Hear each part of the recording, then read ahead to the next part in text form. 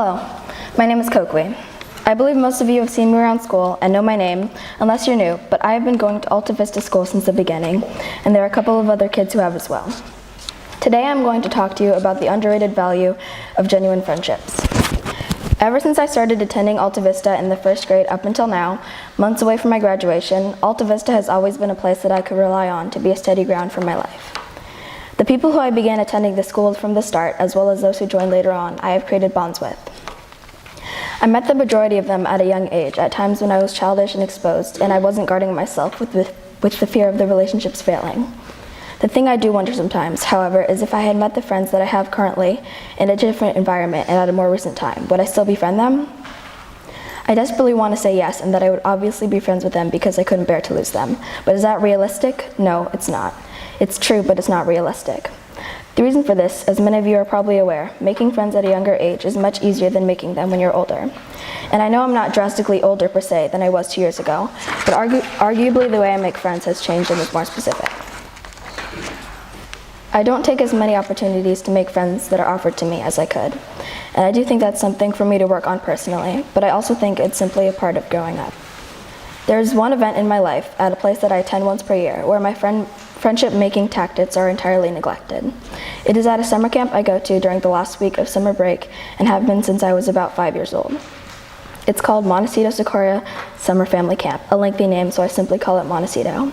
However, I often don't consider it a family camp because I tend to drive up with my mother and stay in a room with her, but during the day I avoid her at all costs because, well, to put it nicely, she's my own personal bundle of parental embarrassment. This camp encompasses many different fun activities during the day that you do broken into age groups. The youngest age, minnows, then tadpoles, chipmunks, marmots, bobcats, cougars, and finally bears is the oldest. You are in each group for 2 years until you transition into the next. Once you're up to bears, you can be in that group from 13 to 18 years old, but there's a program that is offered called Kelting, or Counselors in Leadership Training with a K, for 14 through 18-year-olds that you can apply to and must be accepted in. Since I've been going to this camp for almost 8 years, I have made friends there similar to how I did here, at a young age, but only a few of them have actually stayed close. This camp lasts only for a week, once per year, and most friends I have either don't come back to the camp, or come in a different session next year.